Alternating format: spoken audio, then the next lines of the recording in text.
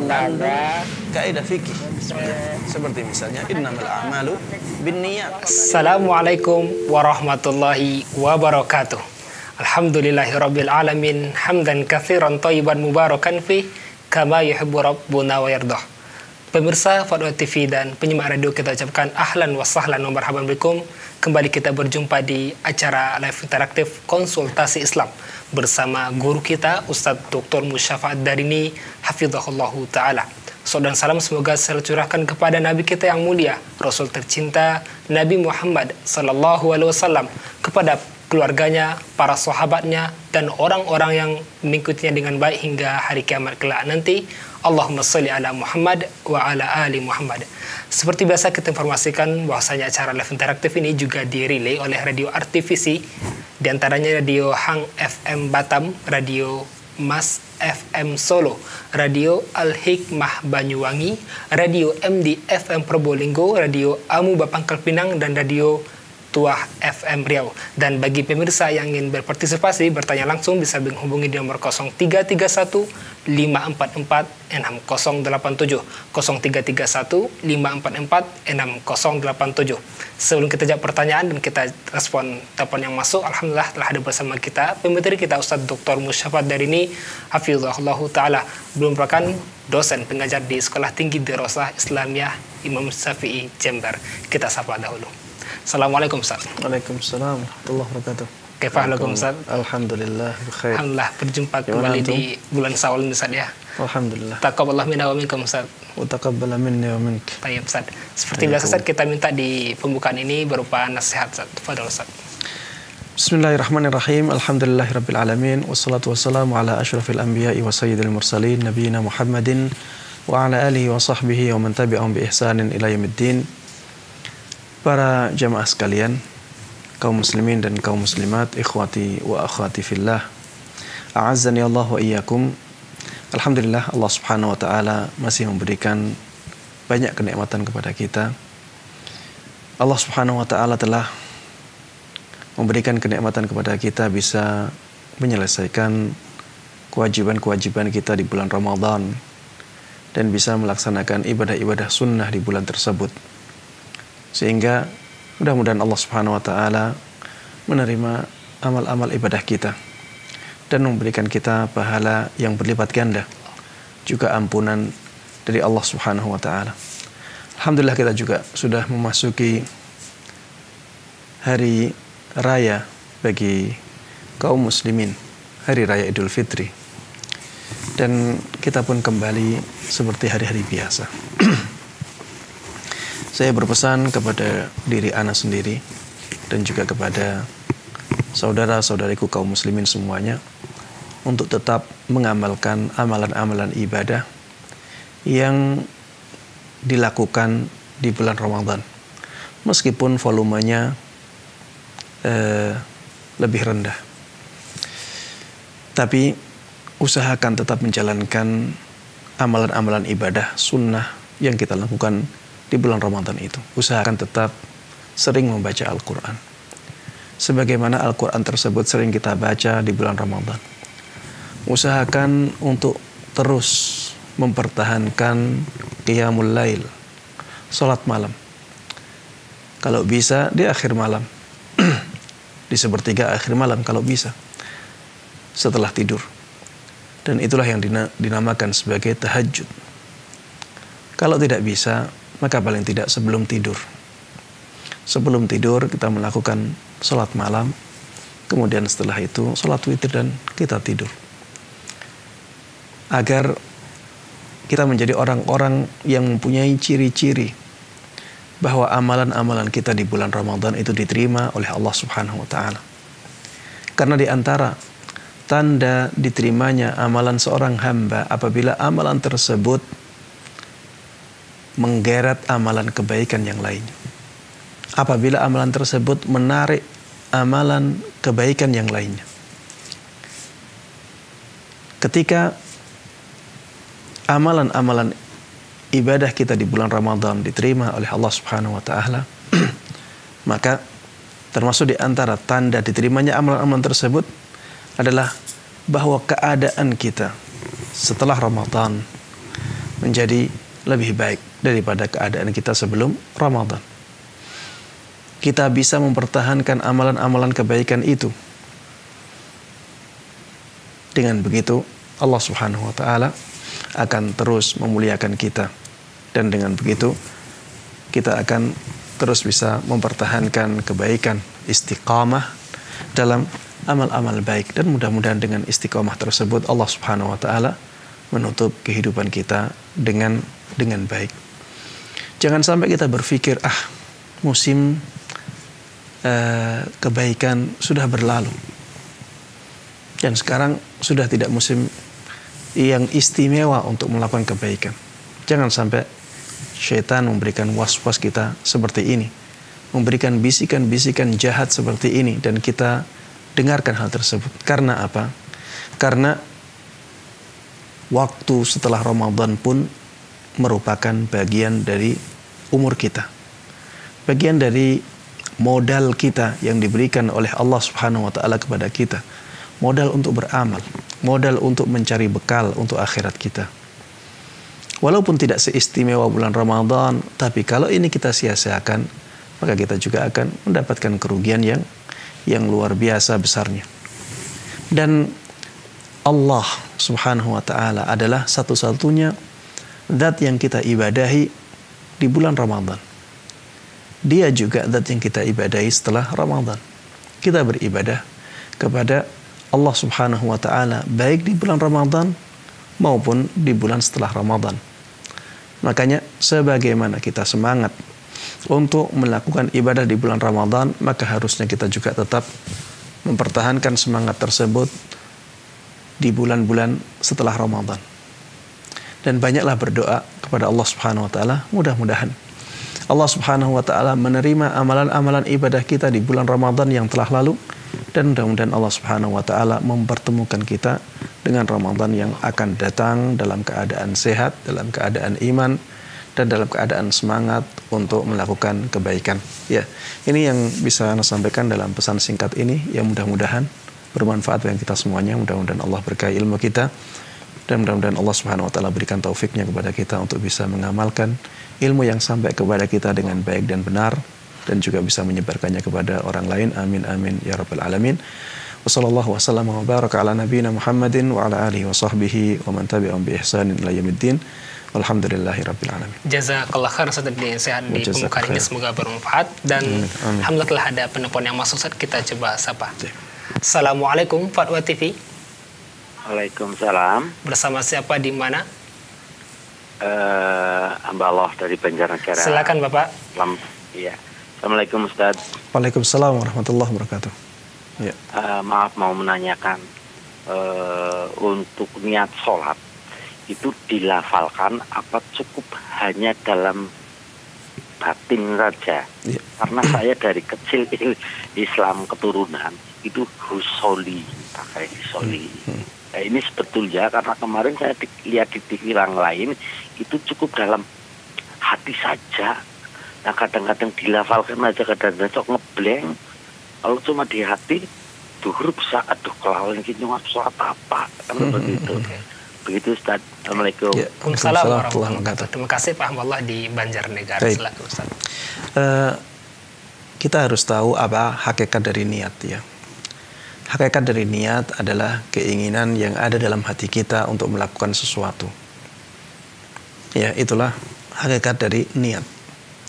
Kita ingin melakukan sesuatu, ada kehendak dalam hati kita untuk melakukan sesuatu. Dan niat dalam syariat ya dikhususkan pada niat yang ikhlas saja.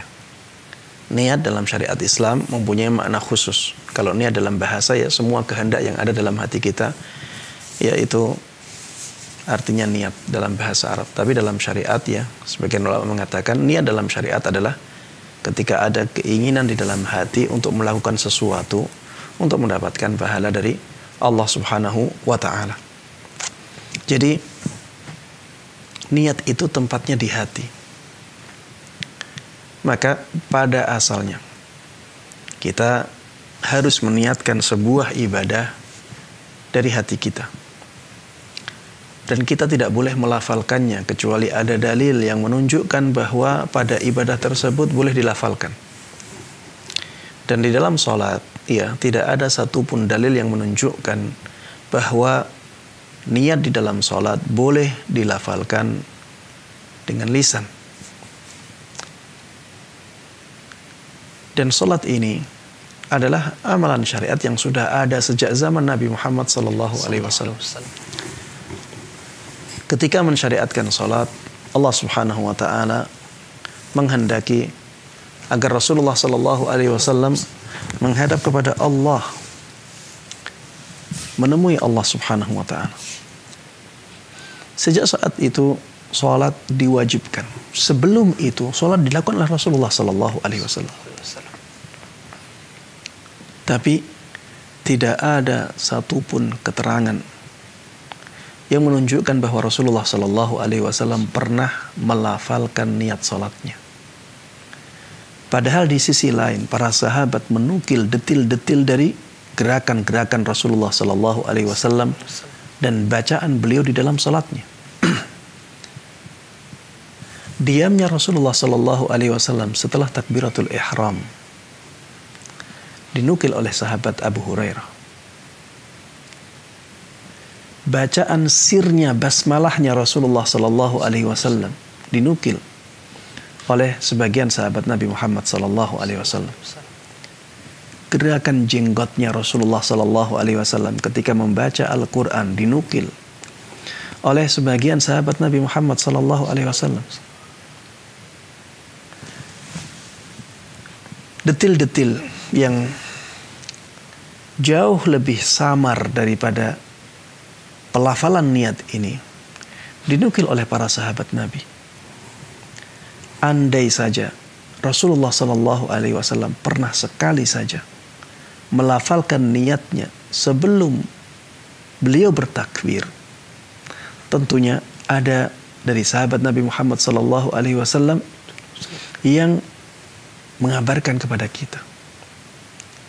Kalau tidak dari para sahabat Nabi Muhammad SAW, tentunya ada hadis yang menjelaskan hal tersebut dari Rasulullah langsung. Kalau tidak Rasulullah SAW, tentunya ada Allah Subhanahu wa taala yang menjelaskan keadaan Rasulullah SAW yang maha tahu seluk-beluk dari gerakan Rasulullah SAW. Tapi itu semuanya tidak ada. Di zaman tabi'in, ya di zaman sahabat juga tidak ada nukilan bahwa ada seorang sahabat yang melafalkan niat dalam salat. Di zaman tabi'in juga demikian. Baru ketika di zamannya tabi'ut tabi'in ada sebagian yang mengungkapkan keinginan salatnya. Tapi itu pun tidak seperti redaksi niat yang dirumuskan oleh orang-orang belakangan dengan rumusan yang panjang, yang akhirnya niat tersebut menjadi sulit untuk diterapkan di dalam hati saja.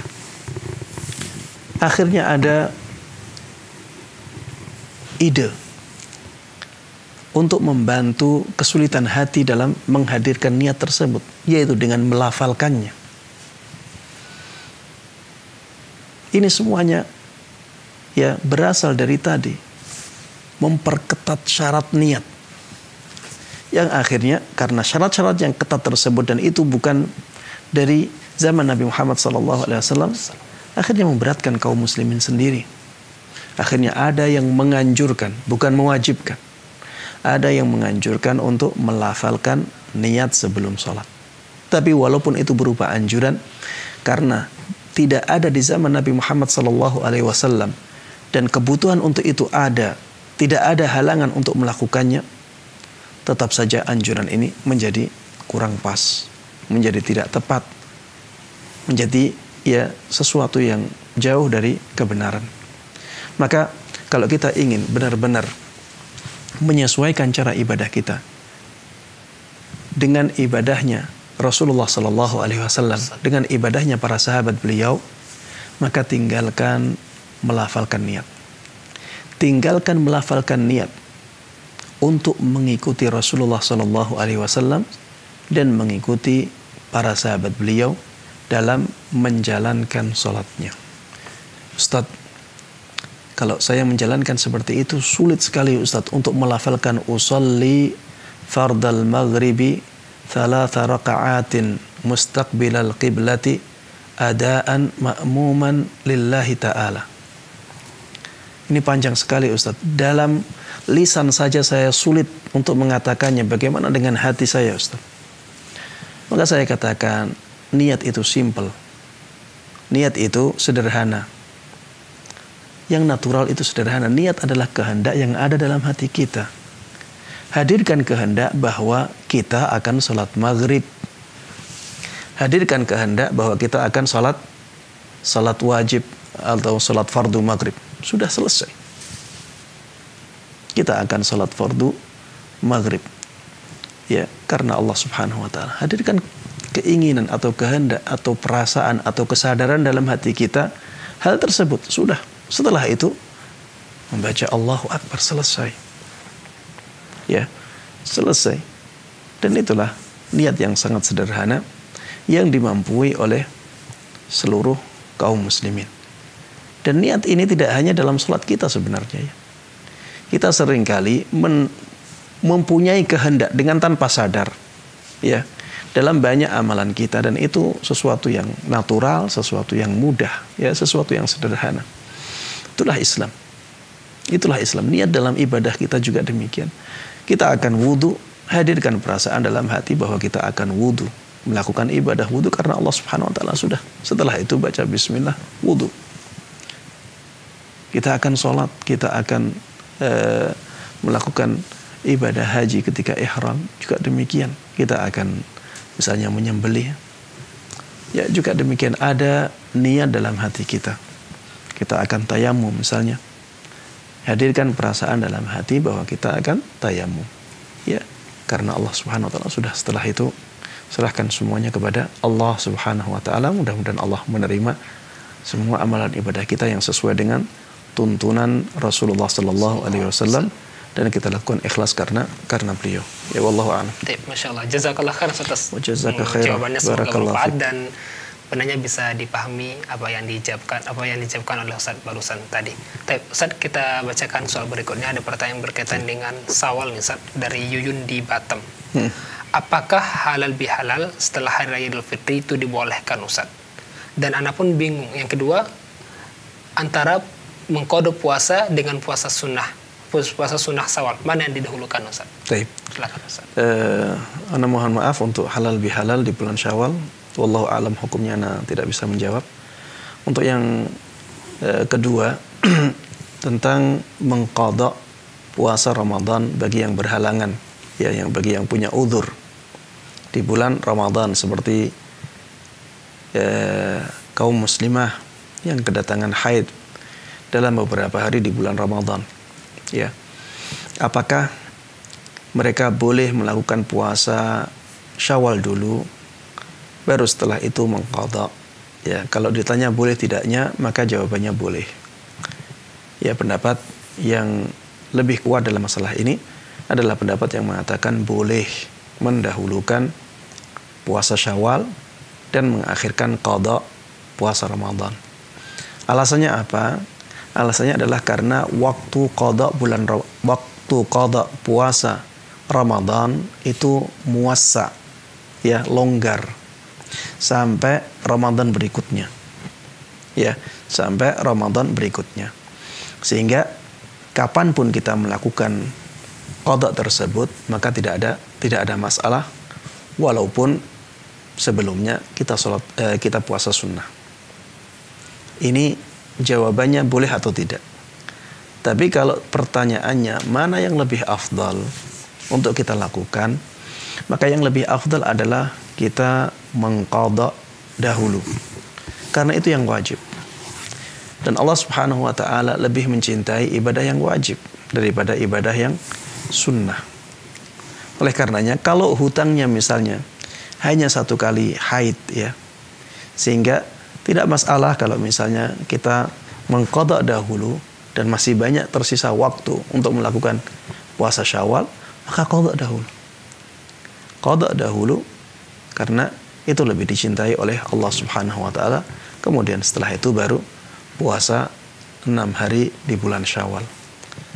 Adapun apabila hutangnya banyak dan kalau ditunaikan semuanya, kalau diqadha semuanya, akhirnya dia tidak punya waktu untuk puasa 6 hari di bulan Syawal, maka ya sebaiknya dia lakukan qadanya semampu dia. Kemudian setelah itu dia menyediakan waktu untuk puasa 6 hari di bulan Syawalnya dahulu, agar ya dia mendapatkan keutamaan waktu di bulan Syawal untuk berpuasa 6 harinya. Ya, misalnya apabila seseorang ya dia punya hutang sampai misalnya 25 hari karena sesuatu hal, entah itu dia di awal-awal bulan Ramadan dia masih nifas, kemudian di hari misalnya sakit, kurang ya di hari ke-26 misalnya, hari ke-26 dia ternyata selesai nifasnya, akhirnya dia bisa berpuasa dari 26 sampai 30, bisa puasa 5 hari, hutangnya berarti 25 hari. Otomatis kalau dia puasa semuanya, maka paling tidak sampai tanggal 26, karena hari pertamanya dia tidak boleh mengqadha. Hari pertama hari Id nggak boleh puasa, mulai hari kedua sampai 25 hari berarti 26.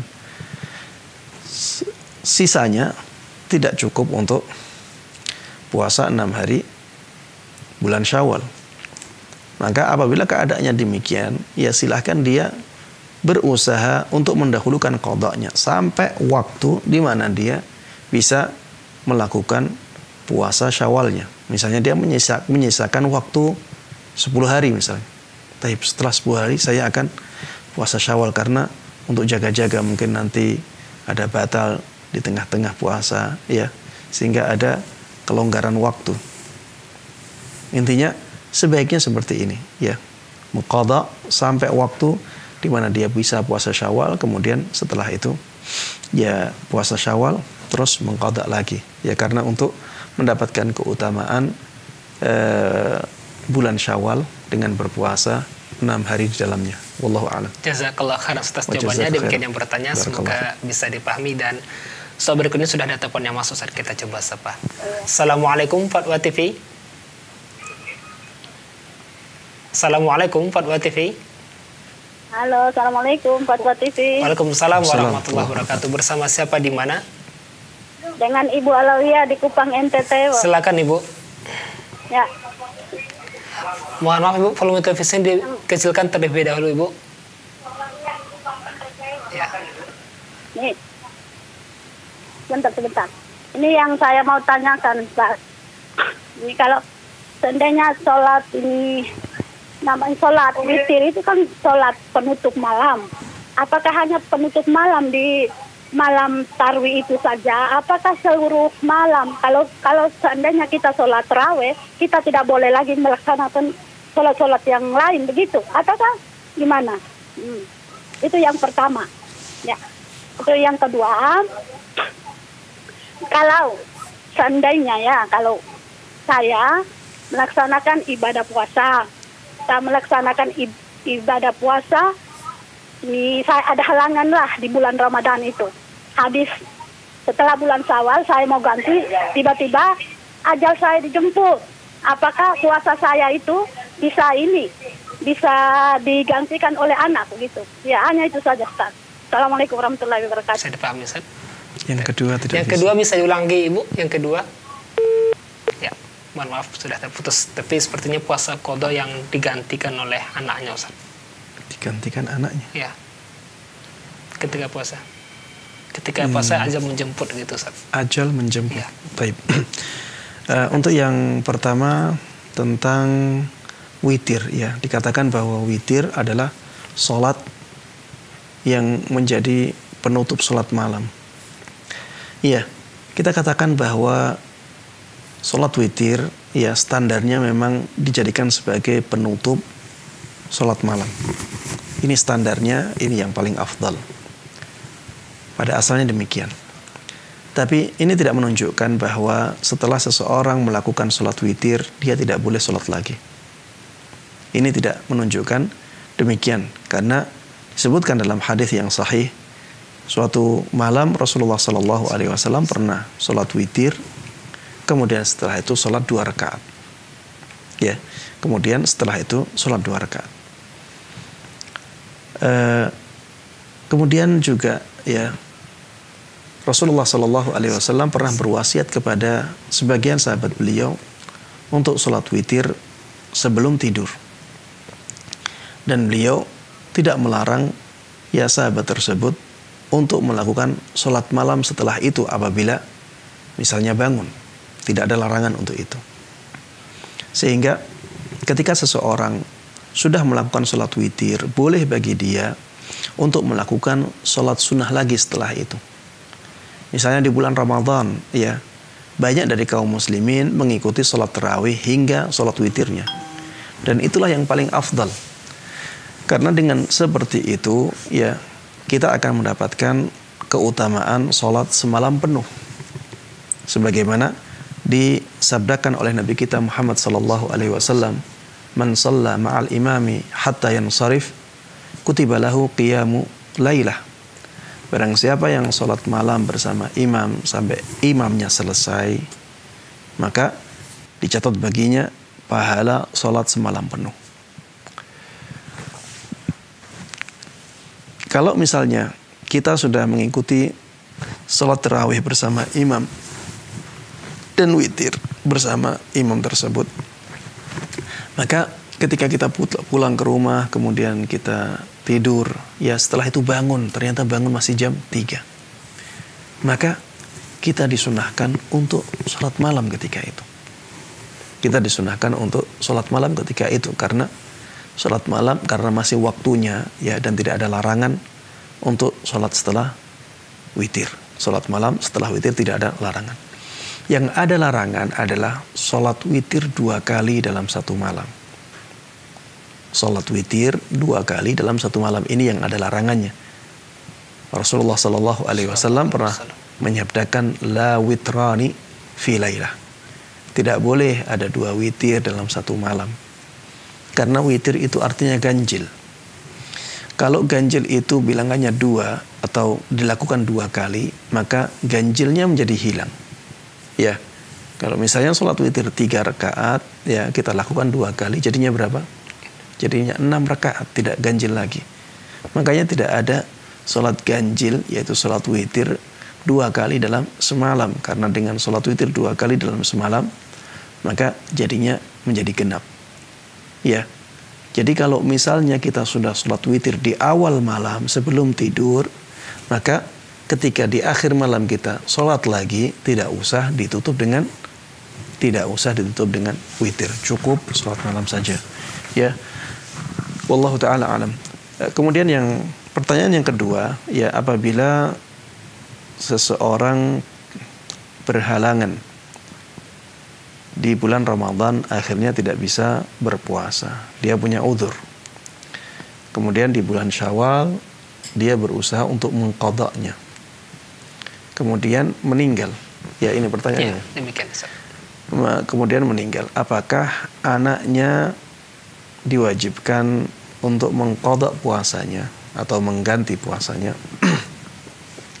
Maka tidak ada kewajiban bagi si anak untuk mengqadha puasa tersebut. Tapi mereka dianjurkan untuk berbuat baik kepada orang tuanya tersebut. Dengan, ya, di sini ada perbedaan pendapat. Ya, ada yang mengatakan dengan fidyah. Ada yang mengatakan dengan qadha. Ada yang mengatakan dengan fidyah, ada yang mengatakan dengan qadha. Ya, beberapa sahabat Nabi Muhammad SAW menjelaskan atau menyampaikan pendapat mereka bahwa hadis Nabi Muhammad SAW, man mata wa alaihi saum sama anhu waliyuhu, barang siapa yang meninggal padahal dia punya kewajiban berpuasa, maka walinya yang menggantikan puasanya. Ada yang mengatakan, ya beberapa sahabat Nabi ada yang mengatakan bahwa hadis ini khusus untuk puasa qada, puasa nadhar. Hadis ini khusus untuk puasa nadhar. Adapun puasa Ramadan, maka ketika keadaannya demikian, maka yang diwajibkan adalah fidyah. Wallahu a'lam, ana lebih condong ke pendapat ini karena dikemukakan oleh sebagian sahabat Nabi Muhammad sallallahu alaihi wasallam dan mereka lebih tahu tentang maksud hadis Nabi Muhammad sallallahu alaihi wasallam, man mata wa alaihi shaum shauma anhu waliyuhu.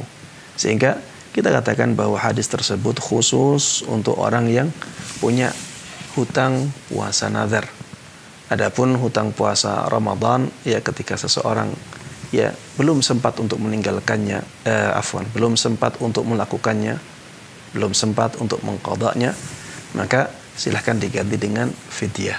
Dan kadar fidyah ma'ruf ya, sudah diketahui setengah sa' untuk setiap harinya.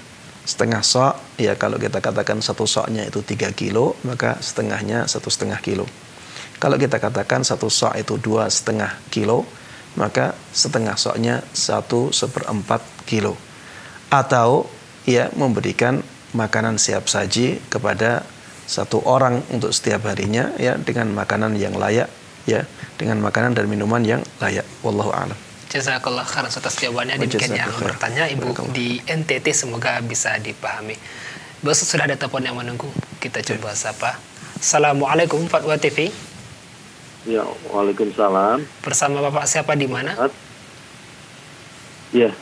Assalamualaikum. Waalaikumsalam warahmatullahi wabarakatuh. Bersama siapa di mana? Bersama Pak Andri di Tangerang Selatan. Silakan Bapak. Taruh. Ya. Ustadz, ini begini. Bapak saya itu usia 83 tahun. Ya. Kemudian sakit kanker bagian di bagian apa itu rektum, dubur. Nah, udah kemoterapi, udah sekian belas kali, kemudian ganti teknologi baru itu imunoterapi. Imunoterapi itu dampaknya lebih kecil kalau disasar pada itu aja. Cuman di imunoterapi ini ada mengandung zat babinya dan baru tahu belakangan gitu. Kalau imunoterapi yang disasar bagian yang sakit itu aja tadi. Kalau kemo itu bisa nyebar kemana-mana rasa sakitnya. Untuk usia segitu kan agak ini juga. Ini hukumnya gimana ya Pak Ustadz ya? Iya, kalau misalnya tadinya tidak tahu, ya kalau misalnya tadinya tidak tahu, maka ya hukum perbuatan-perbuatan yang tidak tahu diampuni oleh Allah Subhanahu wa taala. Walaysa 'alaikum junahun fima akhta'tum bih. Kalian ya tidak disalahkan dalam hal-hal yang kalian tidak sengaja melakukannya, ya, atau salah dalam melakukannya. Ya, karena ketidaksengajaan itu, karena ketidaktahuan akhirnya melakukan sesuatu yang sebenarnya kalau kita tahu itu salah, kita tidak mau melakukannya. Untuk kedepannya, ya kalau misalnya masih ada obat-obatan yang menjadi gantinya, maka lakukanlah itu. Ya, lakukanlah itu. Saya menyarankan kepada Bapak untuk melakukan ruqyah mandiri, ya, untuk setiap hari. Setiap hari lakukan ruqyah mandiri. Ya, ruqyah mandiri itu semua orang sebenarnya bisa melakukannya. Hanya kita butuh keyakinan yang kuat, ya. Yang dengan keyakinan tersebut Allah Subhanahu wa taala akan mengabulkan permintaan kita. Karena Rasulullah sallallahu alaihi wasallam pernah menyampaikan hadis qudsi yang mengatakan, ana 'inda dhanni 'abdi bi falyadhunna 'abdi bi ma syaa. Aku itu sesuai dengan persangkaan hambaku kepadaku. Ini firman Allah Subhanahu wa taala dalam hadis qudsi, ya.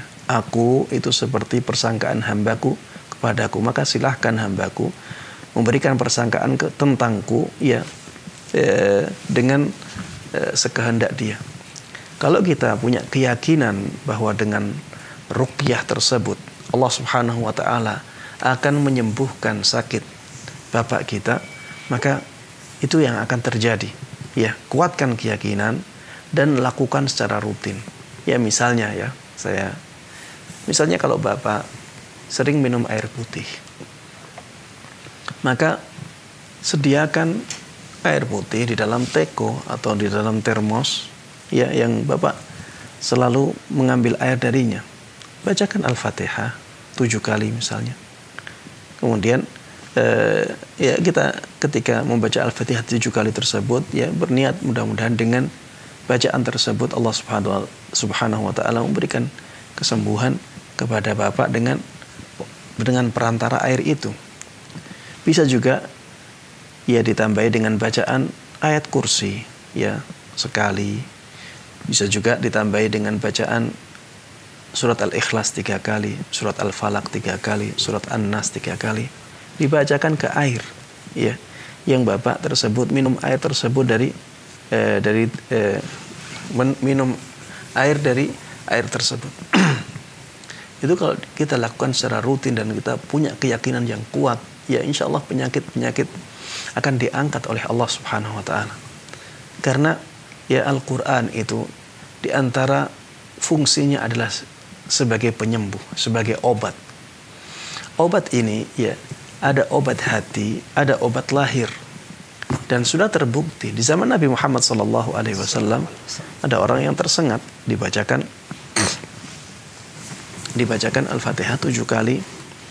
Kemudian bacaan tersebut dibacakan kepada air, ya, kemudian orang yang tersengat tersebut minum air. Setelah itu sembuh. Dan tidak hanya itu saja. Masih banyak bukti-bukti yang lainnya.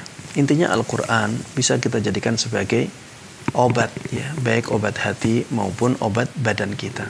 Maka gunakan itu dengan sebaik-baiknya. Kemudian lakukan juga banyak berdoa di sujud-sujud kita.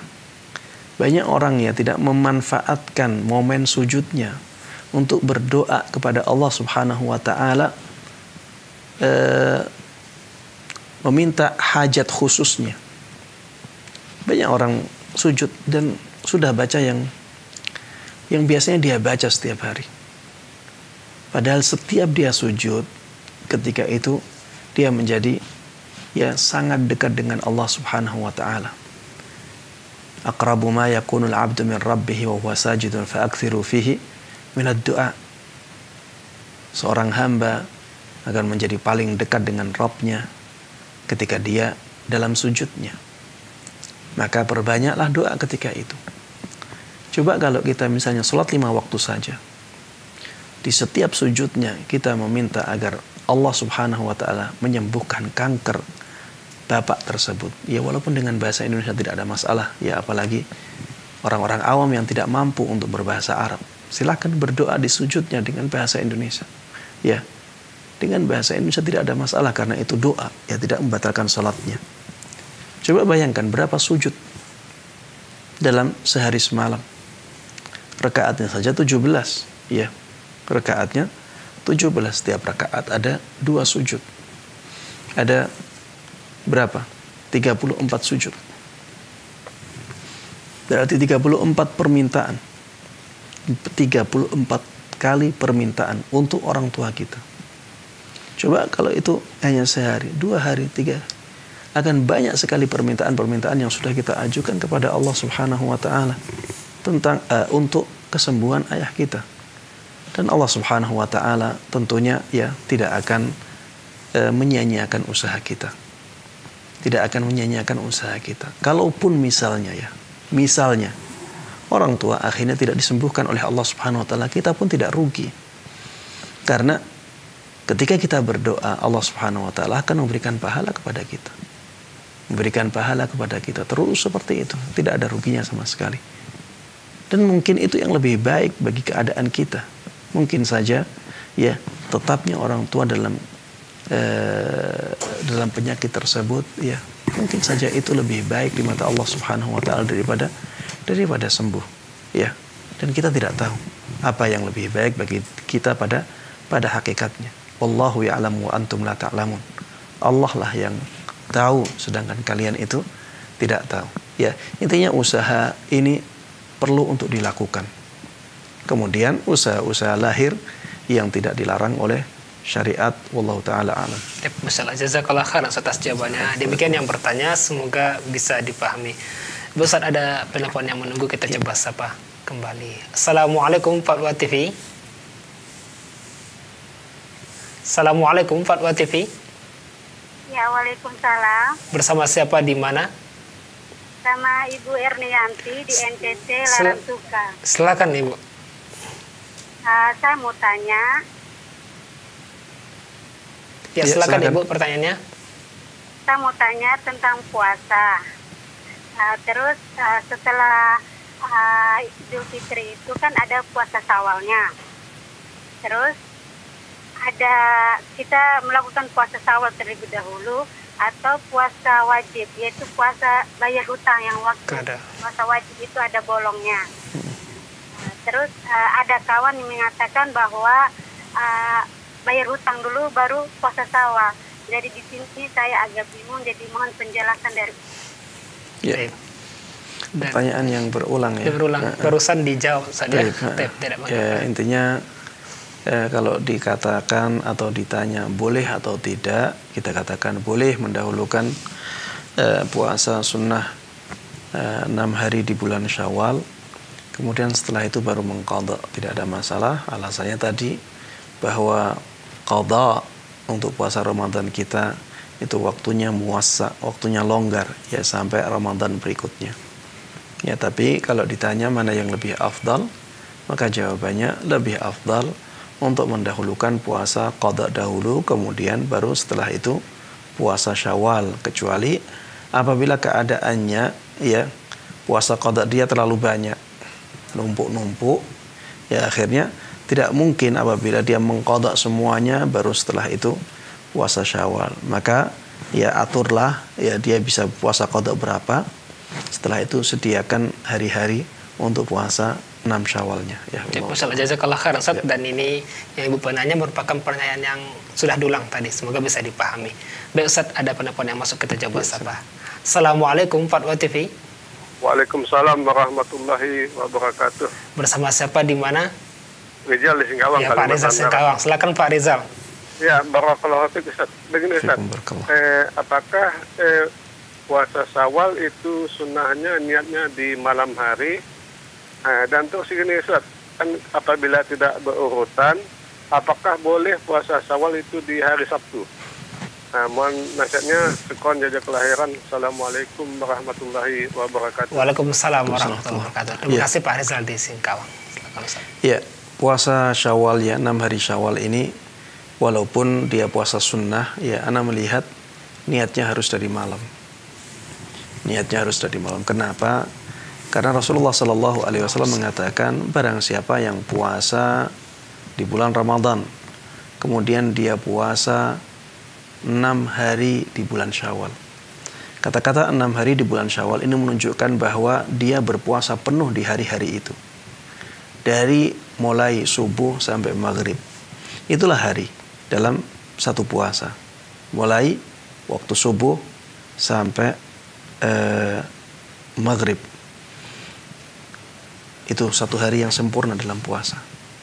Karena Rasulullah SAW mengatakan, kemudian setelah itu dia mengikutinya dengan puasa 6 hari di bulan Syawal, maka ana melihat niatnya harus dari malam hari. Ya, dia niatnya harus dari malam hari untuk menjadikan puasanya benar-benar sempurna dari mulai subuh sampai maghrib. Kalau ada yang mengatakan, Ustadz ini kan puasa sunnah. Katanya kalau puasa sunnah boleh dari tengah hari. Kita katakan iya kalau boleh dari tengah hari, tapi jadinya bukan puasa satu hari penuh. Karena niatnya dari tengah hari. Karena niatnya dari tengah hari.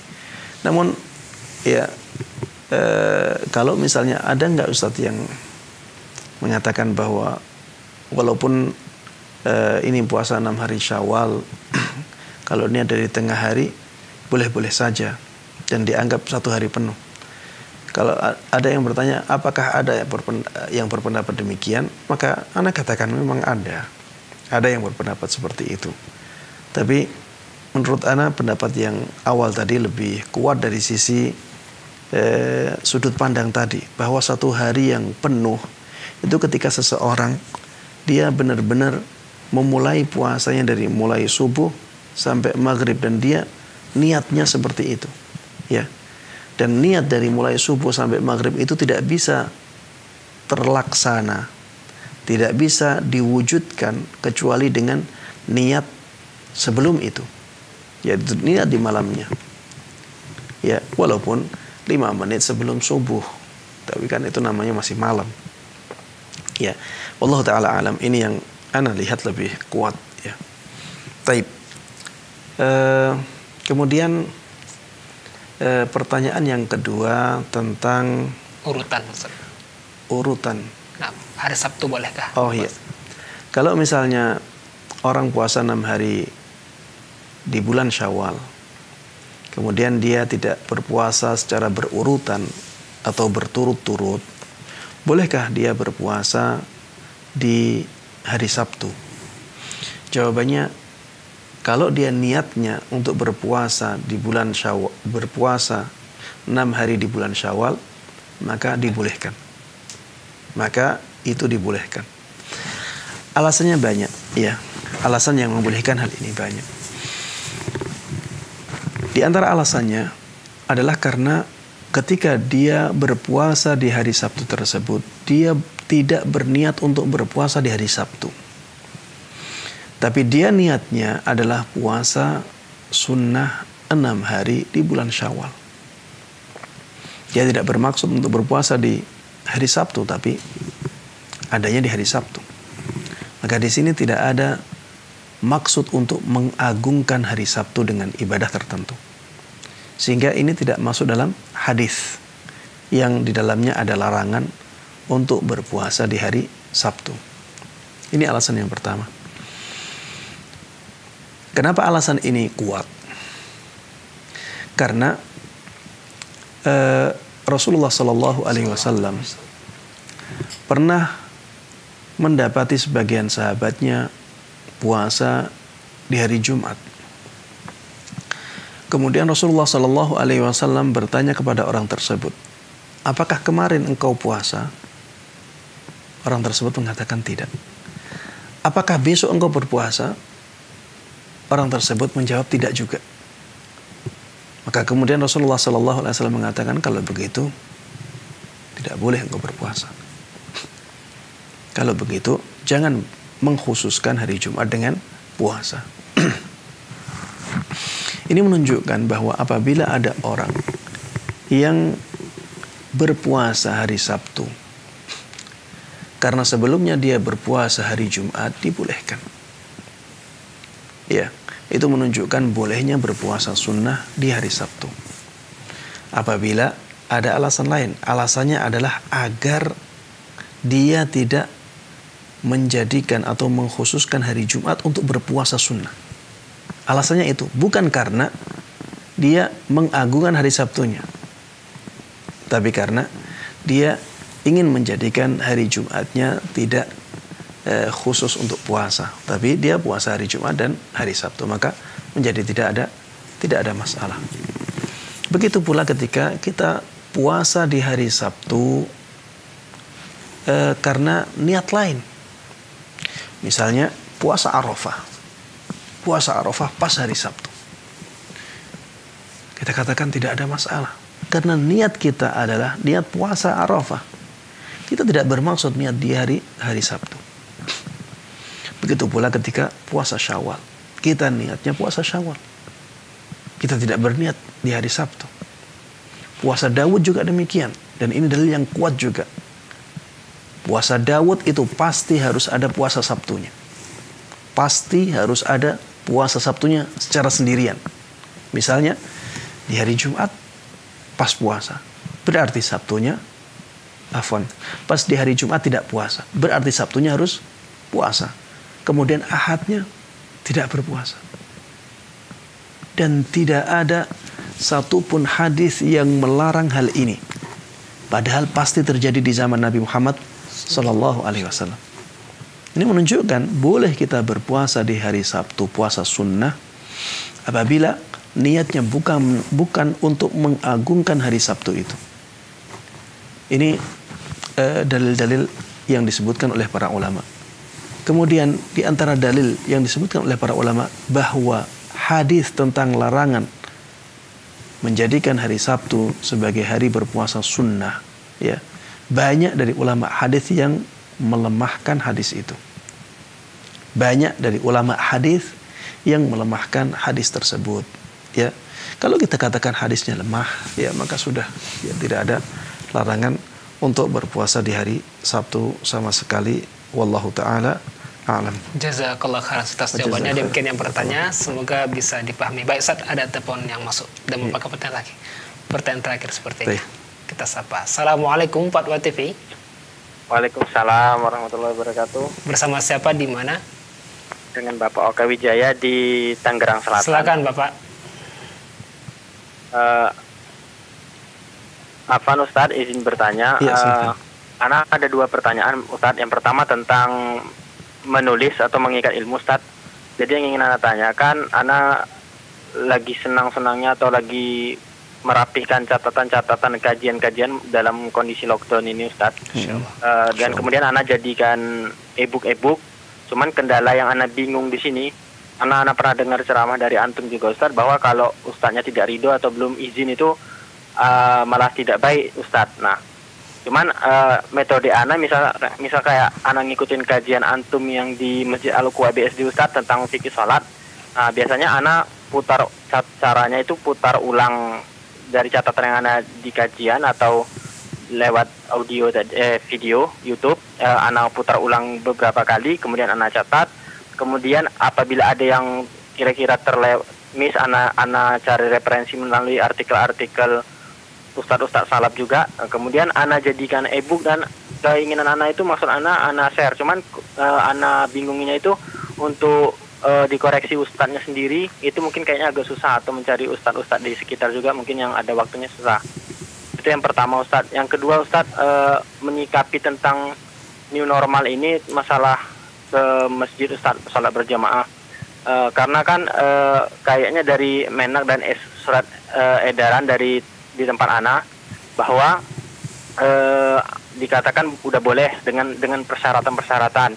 Yang Ana jadi bingung, yang atau dilema ini hukumnya, seandainya dari pihak DKM atau ada jemaah yang melanggar satu syarat saja, apakah kewajiban kita itu gugur untuk sholat berjamaah Ustaz, walaupun tadi sudah diperbolehkan, ataukah tetap boleh di rumah?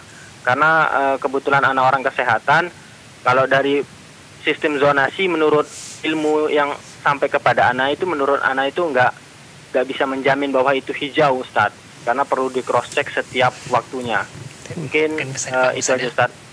Barakallahu fiik. Jazakallah khairan saudara Oka di Tangerang. Ana mulai dari pertanyaan kedua ya. Dan maaf Ustaz, mungkin sedikit ringkas karena waktu invitasi kita. Silakan Ustaz. Yang menjadi illah atau menjadi alasan kita tidak wajib untuk sholat berjamaah di masjid adalah adanya kekhawatiran dari kita terpapar COVID-19, ya, terpapar virus corona. Ini yang menjadi illah. Kalau illah ini ada, maka uzurnya masih ada. Kalau illah ini ada, maka uzurnya masih ada. Dan ini subjektif dari orang ke orang. Ada orang yang merasa tidak khawatir sama sekali, maka dia wajib untuk sholat berjamaah di masjid. Ada orang yang dia merasa khawatir di daerah yang sama, di masjid yang sama, maka dia punya uzur untuk sholat berjamaah di rumah. Ya, jadi kita lihat ilahnya. Kalau ada ilah ini, walaupun pemerintah membuka atau memerintahkan untuk membuka masjid-masjid dan memerintahkan kaum muslimin untuk sholat di masjid, maka tidak ada kewajiban bagi orang yang punya kekhawatiran terpapar virus itu untuk sholat di masjid. Ya, tidak ada kewajiban. Maksudnya kewajibannya gugur. Kalau dia mau memaksakan diri ke masjid, ya monggo, ya silahkan. Kecuali orang yang sakit, ya. Kalau dia tahu dirinya terpapar COVID-19, ya dia diharamkan untuk ke masjid. Alasannya la darara wa la dirar. Ya, tidak ada, ya, tidak boleh membahayakan diri sendiri maupun orang lain. Ya, tapi kalau dia merasa sehat dan dia punya kekhawatiran untuk terpapar virus COVID, ya, virus corona, maka dia kalau memaksakan diri, oh ya silahkan, itu hak dia. Asalkan dia sudah berhati-hati, ya. Tapi dia boleh untuk sholat di rumah, atau bahkan mungkin lebih afdal sholat di rumah, karena akan lebih khusyuk dan bisa menjaga kerapatan shaf dalam sholat berjamaahnya dia. Ya, taib. Ini pertanyaan yang kedua, ya. Intinya ilahnya itu kekhawatiran kita terpapar COVID. Ya, pemerintah melarang, pemerintah ini kita lihat sebagai himbauan saja, ya. Itu tidak mempengaruhi hukum kita punya udzur untuk tidak sholat berjamaah di masjid-masjid kita, ya. Tapi untuk pertanyaan kedua, kelihatannya jawabannya lebih baik diundur, dipending di pertemuan berikutnya, ya, karena waktunya nggak cukup. Jazakallah khairan atas jawabannya dan juga waktunya. Demikian saudara pertanyaan, semoga bisa dipahami. Tapi Ustaz, karena waktu yang batasi kita ucapkan jazakallah khairan atas waktunya, atas ilmunya. Semoga bertemu lagi di pertemuan berikutnya. Pemirsa Fatwa TV dan pendengar radio, inilah sajian acara kita pada kesempatan ini. Semoga bermanfaat dan terus ikuti acara live interaktif Senin sampai Jumat hanya di Fatwa TV. Kita tutup dengan baca doa kafaratul majlis. Subhanallah bihamdika asyhadu an la ilaha illa anta astaghfiruka wa atubu ilaika. Assalamualaikum warahmatullahi wabarakatuh. Ya Allah. Terus bagaimana hubungan dengan anak saya yang sekolah di pesantren? Hadis yang mengandung kaidah fikih, ya, seperti misalnya innamal a'malu binniyat. Ini